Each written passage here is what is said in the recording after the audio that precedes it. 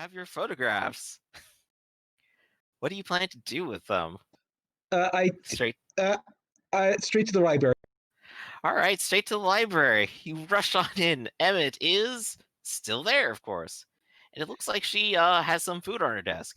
She is a little startled when she sees you return, and attempts to hide that she has brought her dinner to eat here at work.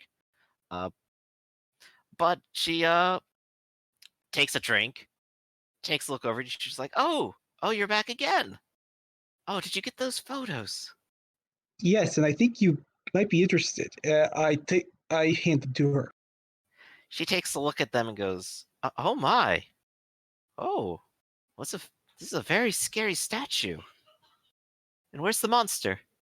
And she flips over from one, two, three, different poses. Are there a lot of them out there? They're very That talented. is that is the monster. Are you sure? Yes.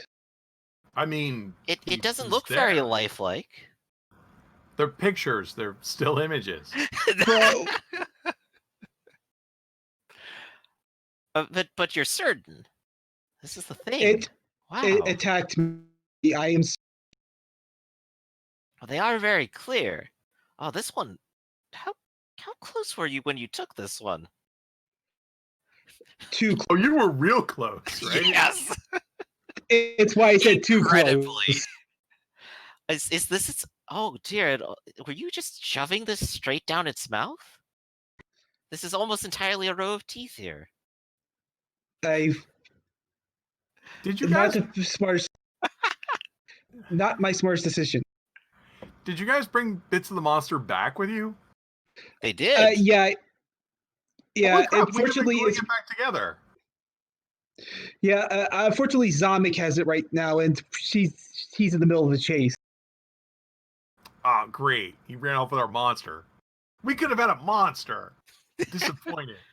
It's like, But glad you're alive. well, I'm not sure if it'd be very easy to convince someone off the photos alone, but they are so accurate. If you had the body too, there'd be no way for anyone to refute it. Mm. But if you'd like, since you said earlier that you didn't have it, or that it wouldn't be around for a while, I could go ahead and prepare to send these off to the national organization, and I bet they'd pay a fantastic amount just for these photos alone. That would be great. Oh, excellent. I'll go ahead and put them right here at my desk where they're nice and safe, and I'll get some letterheading ready for tomorrow. Why didn't you put them locked in a closet? Why didn't you lock them in just in case they might get? Stolen? Seen? No, by who? She says as she looks around her very empty library. I'm just saying it's better to be precautious. There are those who Right. might not want to see that these things exist. Well, I do have the printer room at the back. I suppose I could leave them there. Oh, maybe I have a folder under here. And she'll pull out a folder to put them in. There. Now nobody will know.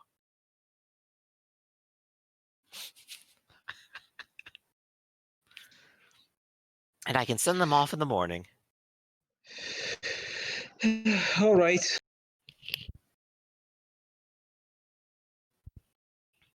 Oh, how's everyone else doing? I don't think I saw that Dante or Zame come through. They'd returned all right, didn't they? Zomic is with the truck. Dante is doing a show or something, and Claudia, I'm not sure what she's doing. Oh, well, she was here earlier. At least she seems to be in good spirits. I suppose it's a shame she didn't get to go up with all of you and see this in person. Oh, but these photos. If only I could. If only I could make a printable copy of them for myself. You can. There's several technologies for doing that, such as photostats. Oh, I didn't think that actually was available in the 1920s. How do you think the newspapers reproduce photos? Magic! You're right. I'm stupid. She may actually be able to make those copies then. Yes, big copies. So she will go ahead and take that folder and actually head to the back, and say, "Oh, I suppose I should lock up when you leave. I can go Good ahead and handle idea. a bit of this tonight."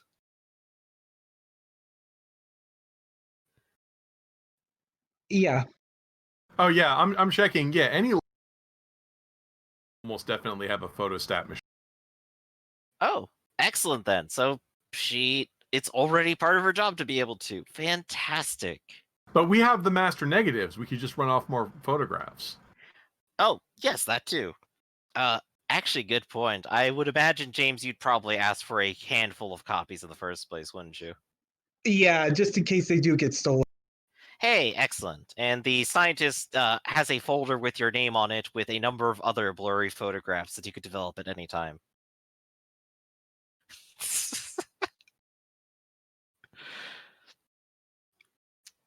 Hey, the photostat. There we go.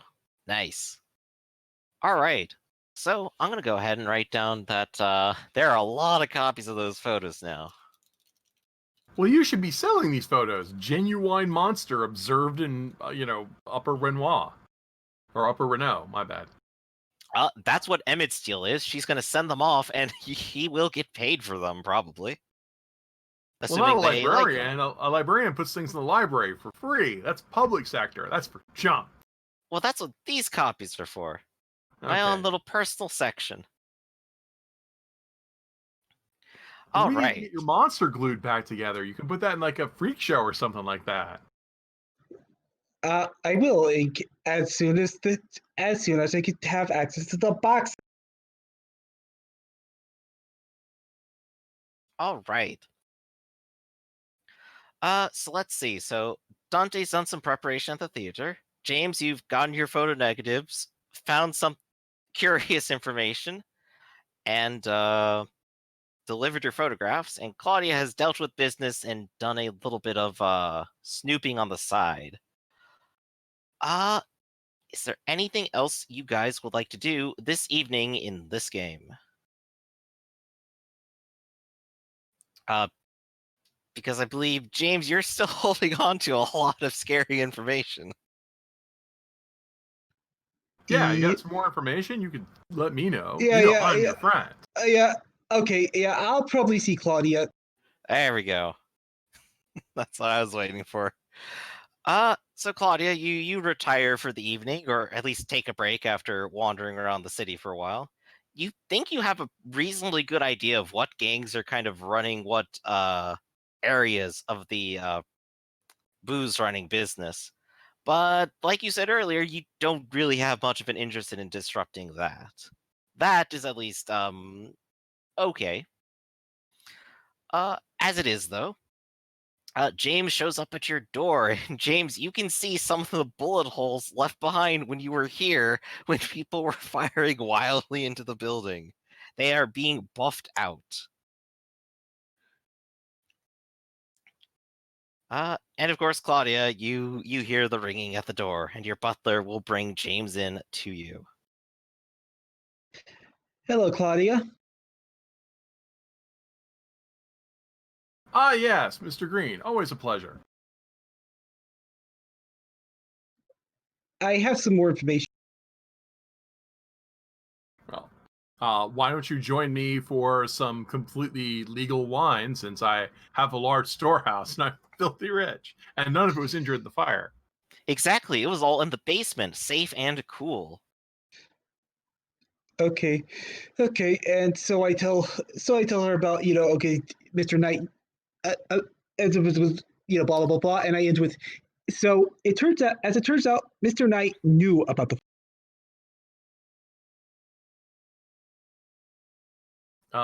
Mr. Knight knew about what? You got cut off there.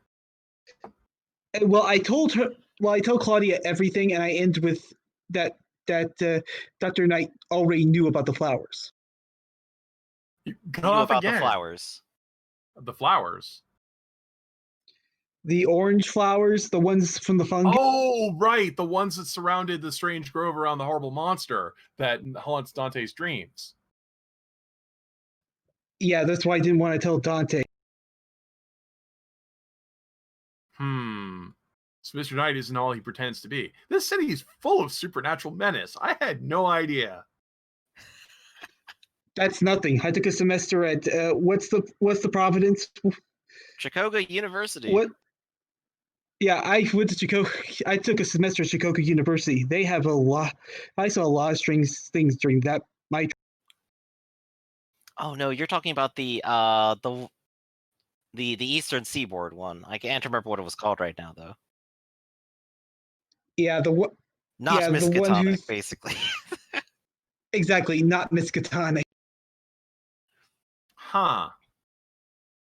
That's just really weird. Do you think we should do something? I mean, you should tell Dante, not me. I don't think we've brought a proper end to the horror of his personal burrow.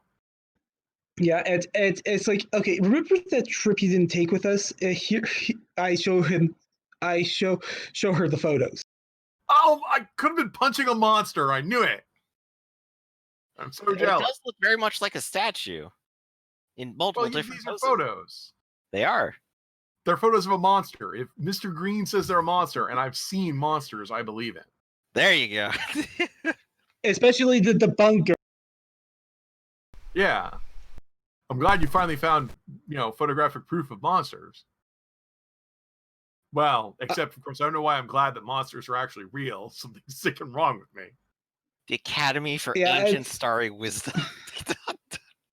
Theta. Yeah, all right. I'll tell Dante.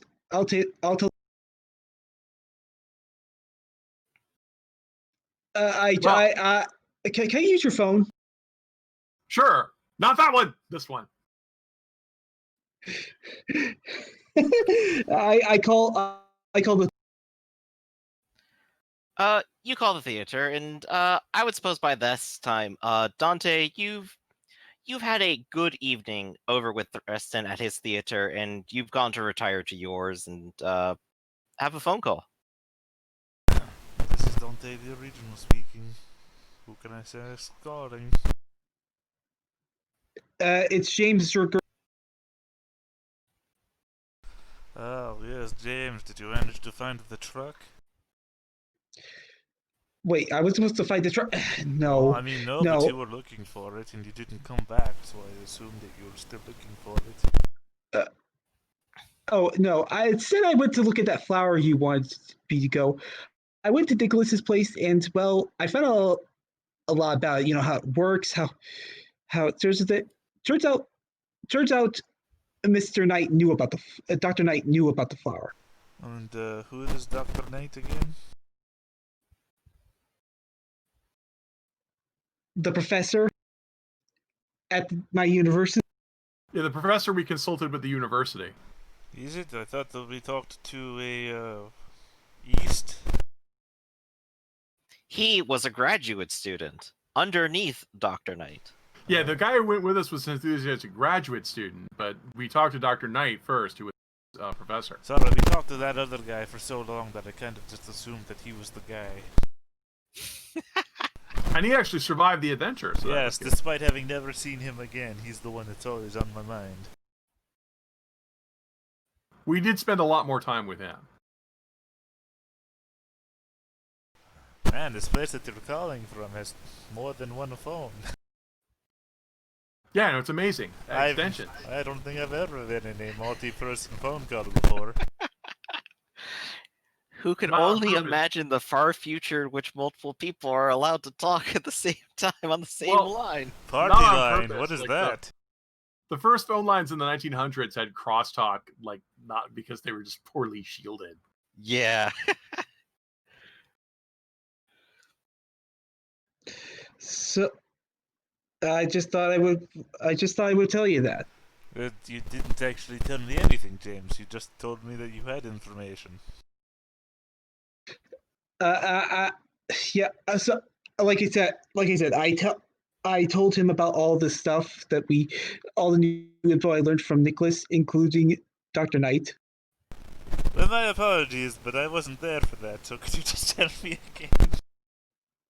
That might take a while for to explain. Did you overhear it while we were doing it? I did not. That's why I'm actually asking for a recap. All right, so I'll go ahead and speed it Yeah. along.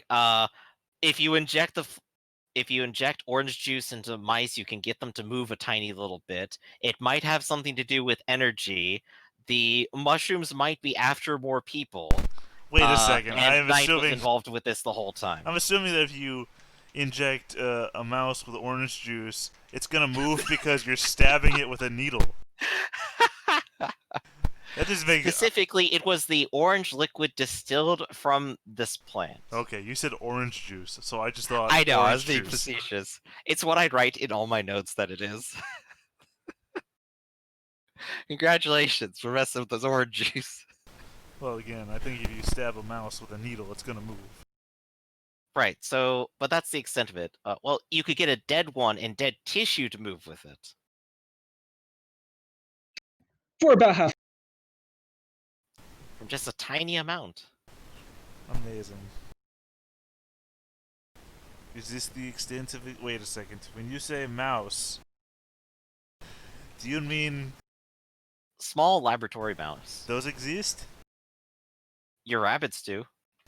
Well, my joke has extended to the fact that my rabbits are full-grown men, and they're coming out of my hat. Last time, James literally stared off with a wild deer, so it is incredibly canon now. Right, but we've already established that we have wild people living in the woods. When you say wild deer, I just think you mean feral people. To some people, there's not a difference. Anyway, so congratulations. Animals are canon.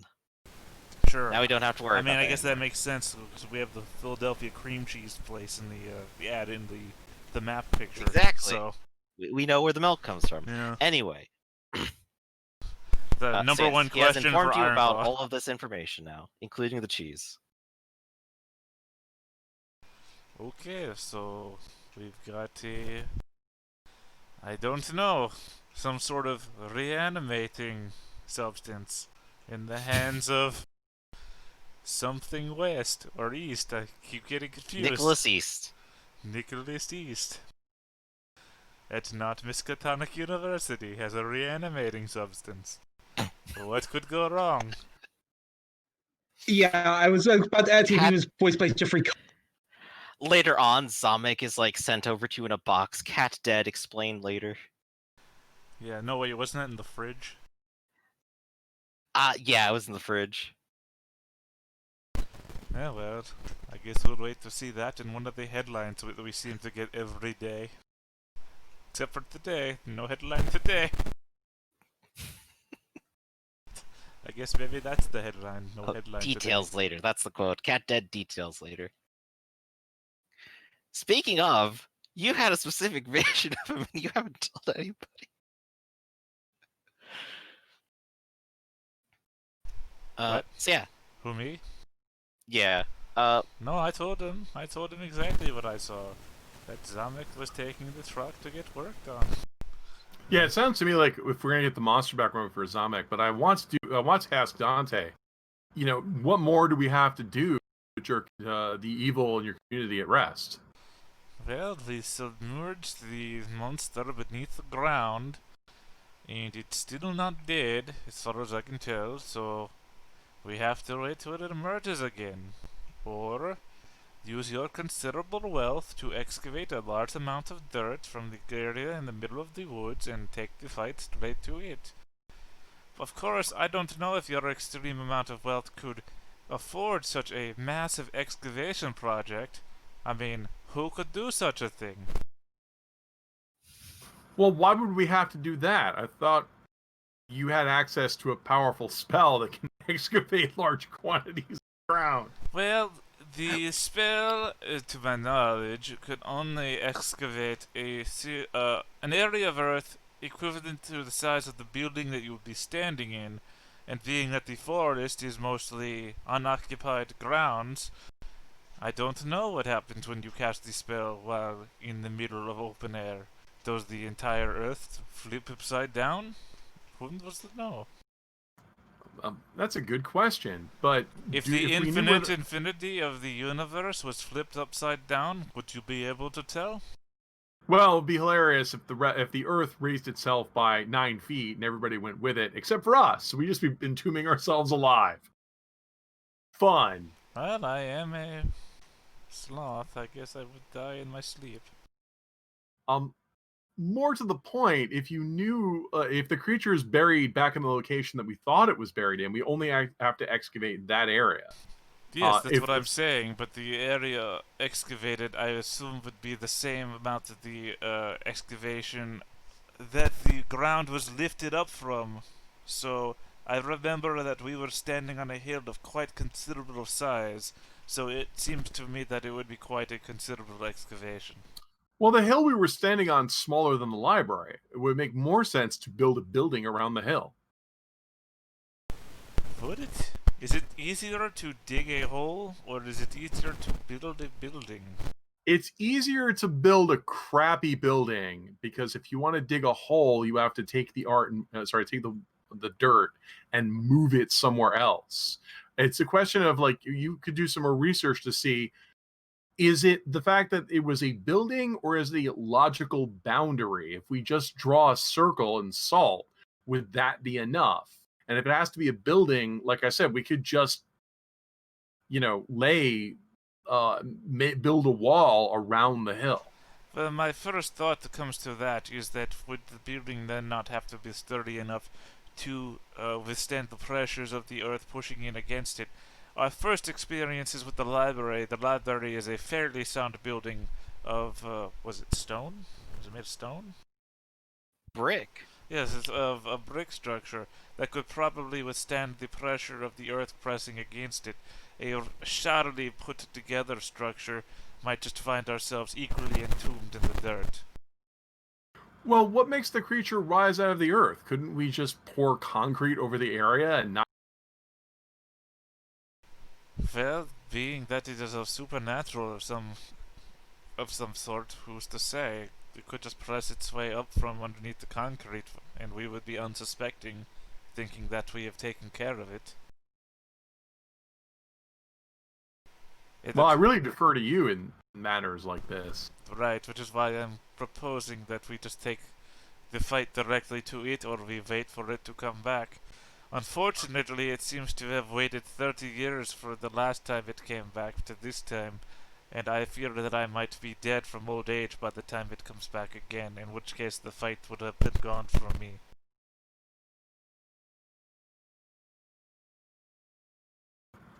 You sound disappointed that it might not be back for a century. Well, it is a good thing and a bad thing. It is good that the children of this generation and maybe the next might have been spared for such a thing, but at the same time, the generations that come will have to suffer the same as us and have to count on heroes such as we to have saved them again. Whereas if we take the fight back to it, we might have to experience horrors once more, but at the same time, ensure that Well, I'm succeeding mixed generations. mind on this. It's not just a matter of wealth to just go in there and excavate the area. It would be, we'd have to get machines into the forest to move all of it. And that kind of work, people would ask questions. I don't own the forest. I assume it's owned by the city, so we can't just go in there and dig stuff out just because we want to. There are people in the forest that have existing property rights, as I do recall.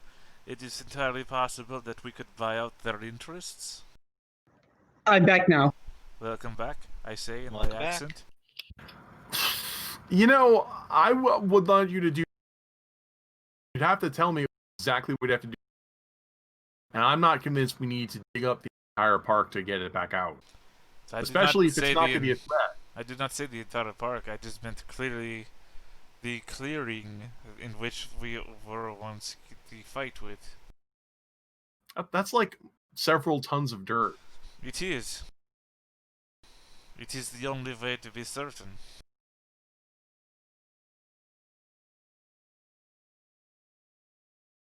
Let me know exactly what ritual has to be performed to kill the creature outright, and your certainty that it actually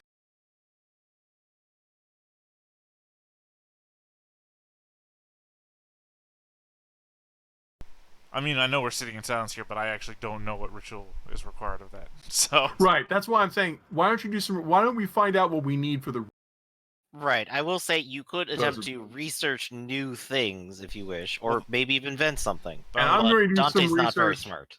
into how difficult it would be to. Well, that's your department. My department would be what the logistics of removing the dirt, because I can think of several ways to remove the dirt. my department is that I'm not very smart. Well, good to know that. No, Well, it's we're more dealing so with- that we did a lot of research already, and to my knowledge, I know already what I know. So Yeah, Exactly. When we dig the creature out, what are we supposed to do to it? kill it. With what? Guns and violence and. I'm confused how the creature is entombed in dirt and suffocation doesn't kill it, but you're convinced that guns will. Well, suffocation is not going to kill it because it is not entombed in dirt. Do you remember when we went down there and it had this entire domed structure with a building and things? Yeah, that's why I'm suggesting why don't we just pave over it and just lock it up so it can't come back out. Because it had some sort of means in which to raise itself back up from the ground. Why can't we just go in there and kill it? That's what I said. Now you're just bringing up things that I've said. I mean, really what we should do is just go in there with better weapons. Right, but we have to get down there first. You might remember that we have to excavate to bring it out. I don't remember. See, that's where I'm confused. I remember digging to get in. We just went inside. We were inside. No, it raised itself from the ground. Okay, out of character. It's like a Cave of Wonders scenario, where there's nothing there, and it rose a hill from the ground, and it had a cave entrance there all of a sudden. Okay. Right. You have it correct. There was a flat, open area in the middle of the forest that then Right. rose up into a hill that had a cavern entrance inside, and then a very large red floating orb of some liquid. Yeah, I remember I was standing on top of the Yeah, hill. because we were standing next to each other, and suddenly we're raised up above the ground. I think what we should do first is we should go get some better guns and try the ritual. If the ritual doesn't work and doesn't raise the hill, then we can try plan B.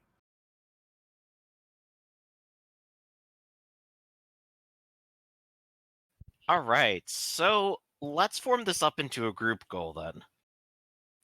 Because now might be the good time to decide on the path forward. It would be to excavate and encounter this entity again. Does that supplant the previous goal? For you, no. For everyone else, this is how do we get to it. So the group goal will be getting to it, right? Does that sound right to you, Raph? James?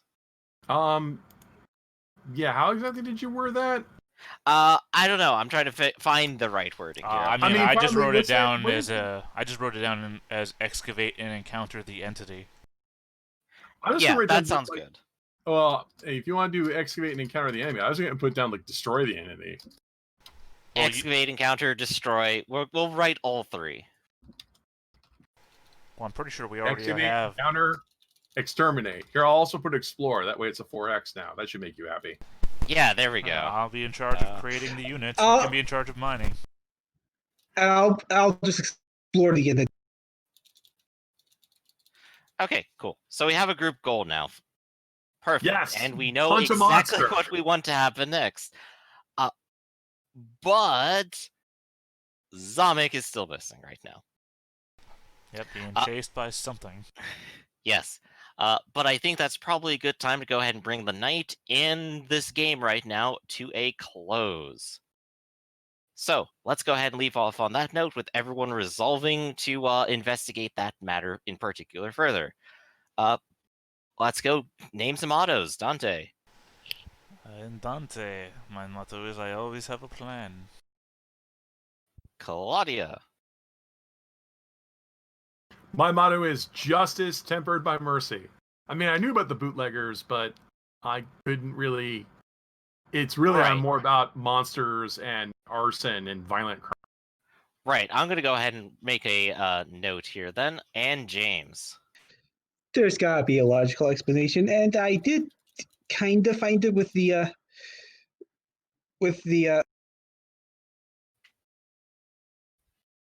Right.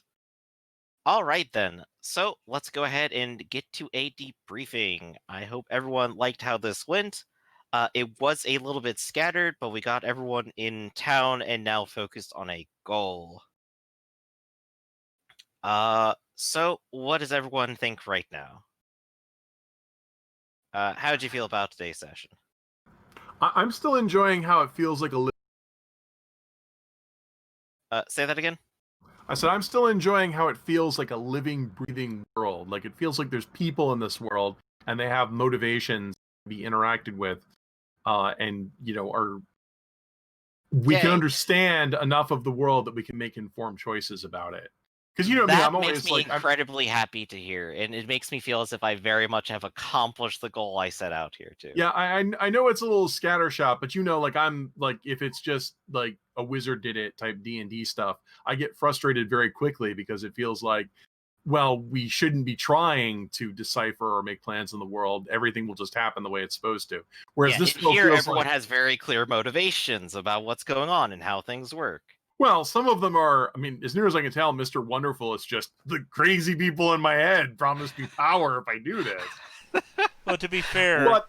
Hopefully we could show him off more. That's one of the things I want to do. the Claudia in Black, the woman in black, there is a guerrilla mob boss out there still controlling the streets of the city. Yeah. And I should probably do Controlling something. like a whole 2 streets, yeah. Well, I mean, he Not- fought a war and fought the other guys that were encroaching on his It territory. was a skirmish. He Well, destroyed yeah, most of yeah. those guys.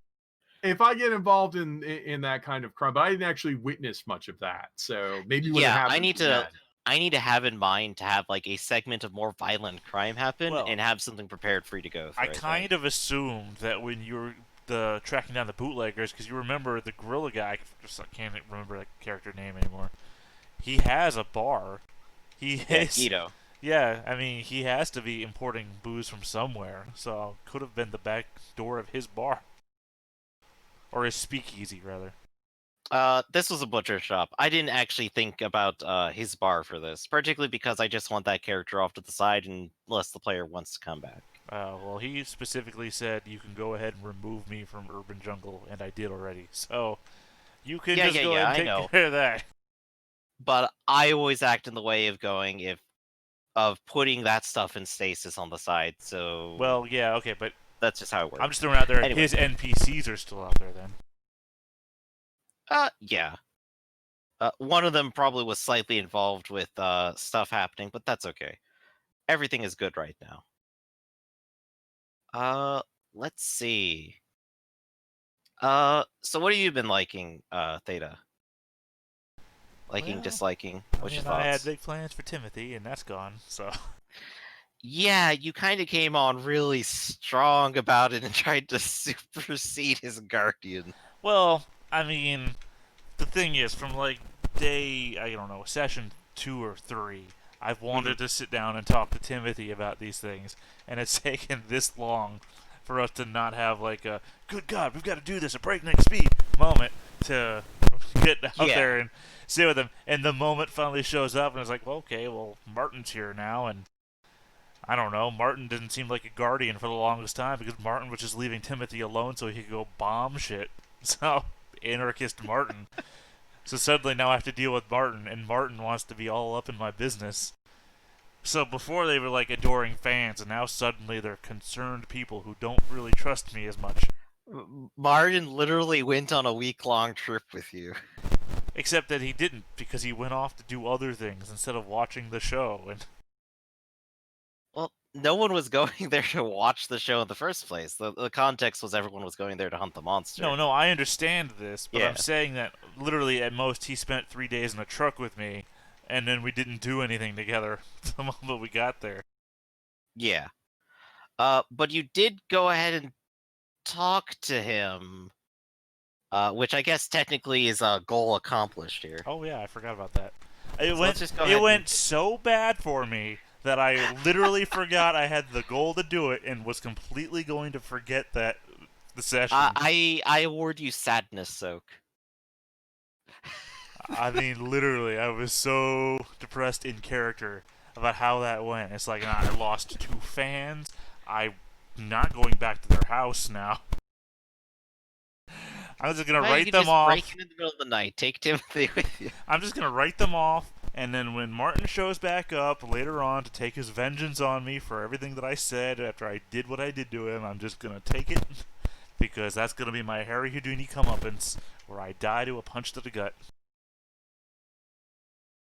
Hey, I'm pretty sure you didn't like do enough to throw him into needing revenge here, but I am trying to figure out like what to throw at you for this. Well, my thing is that Dante is supposed to be a good man, and that was not a good man move. I planted a suggestion, and even if you look at like what is it? It's an R word. One of the build dice things is if you do no harm, you can do it, and it counts messing with people's minds as doing harm because you take their will away from them. Reed casting. Reed, that's right. I was thinking like Reese or something.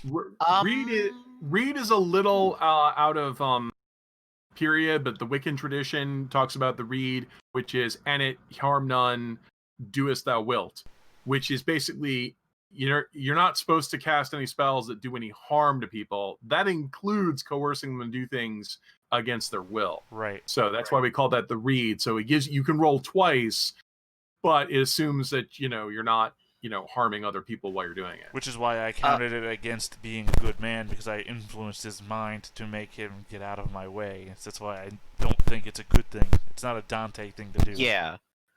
How about as a gift I give you fast talk? All right. I think that fits with how you were trying to acquire your goal there.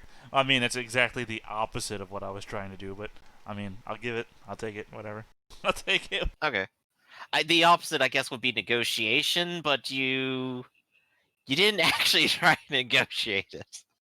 Well, my problem that arose in this this session of the game is that I was trying to roleplay things out and not roll things out, and so I was trying. I understand. Yeah, I know. I pushed it on you, but I just wanted to. Well, no, I understand it because sometimes you can't just say things and have them happen because this is a game where dice are meant to be rolled to fulfill situations, right? But I was also just trying to say, okay, I'm going to ask you a question. Well, you need to roll the dice to see if this will happen. Well, no, I just want him to answer the question, or he won't answer the question based on what he thinks, not what I'm trying to make him do. Right. Yeah, and he was being evasive at the time, and the assumption is that you would want some kind of answer. Right, and I'm not trying to say... If he keeps being evasive and never answering you, then you don't take the scene anywhere. Right, that's what I'm saying. I'm not trying to roll my questioning to try and lure the answers out of him or coerce him into answering me in such a way. I'm just asking a question and hoping for the fact that he's a major fan of mine and he appreciates having me around that he'll want to answer. And I'm not looking for like a dice bonus in that. I'm just looking for like a natural back and forth conversation. But almost I understand killing that you on stage is something not most people want to talk about, I think. Right. I also understand that that's not the kind of situation that you come at these games with, because I'm obviously more than willing to roll a presence dice to give a good show, but I'll also talk at length about how every trick is done and everything like that. So yeah. So yeah, I wasn't trying to like put it at stake for whether or not you convince the two of them to go along with this plan, but definitely the way that it went down, we definitely came to our result. Yeah, I mean, and I hope that that wasn't really a part of the roles there. So I hope that went as you wished it would have. No, hell no. At the same time, well, I mean, in that it was role played out. That's yeah, what I mean. Things went horribly, but they went horribly in a way that obviously was very organic. Like, I said a thing that was the very wrong thing to say, and then I just kept going because you don't take things back in the mid-stride of a conversation. Like, oh yeah, no, you just leave school, and then I'll just clear that, and I'll wipe this guy's memory so he doesn't remember having this whole conversation either. And it's like, what are you doing, man? Yeah. Stop talking. That does remind me you starting to say stuff about like explosives and stolen vehicles in the diner, and generally, yeah, I know where you were coming from, saying like you were having your private conversation. but there are definitely words people pay more attention to. Okay, like you think of public like settings. no, you think of like a noir setting or something like that. Okay, we're gonna go have a conversation in a diner. We're sitting in the back of the diner and we're having this private conversation. No one's around us. You specifically did not mention this place like being full or there are people around us. So I just assumed it was just evening time in a diner. I was imagining like a one-room diner, maybe a little bit long, and there's a set of tables. Right, no, but I just assumed this is one of those situations where no one's around us. The waitress comes back and forth every so often. Refill your drink, here's your food. Otherwise, there's no one around us. That sort of scenario. But then you start saying, are you saying these things out loud? Suddenly it's like, what, are there people around us? You didn't say that, so... Yeah, well, my assumption was that you were in public in general. It's not that you're surrounded by people who are listening to everything, but that you're in places where people also are doing other business, like other people are probably eating there, or in fact working there and serving you. Right. So if someone comes back with the coffee and you're saying that, it's awkward, of course. Right, but if you don't describe them as coming back with the coffee, then they're not there, is my problem. The narrative is on you to tell me what's going on. Otherwise, I know, but I just can't assume... interrupt at every wonderful, heartfelt moment we're having to describe that. So I will try to be more descriptive in the future, I think. EHH, do you have anything you wanna add to how things went today? How do you feel? My connection. Yeah, your connection's pretty bad. Yeah, EHH is mad at his connection, so fix that. Okay, cool. So I can't wiggle my hands to fix that, but I hope you had fun. If you have anything particular Hello? to say, I can read it later if Hello. you want, since I know that you're having trouble with connection right now. But for now, I guess we could go ahead and wrap this up unless we have anything else we want to say. I always worry about like slow sessions like this, but as Theta pointed out, at least not something is happening every single minute right now. I still think there was character building moments. Like I wanted to do some ham there, and get into that. And so, no, I enjoy the I'm sorry, solo one. Alton shot you down for that.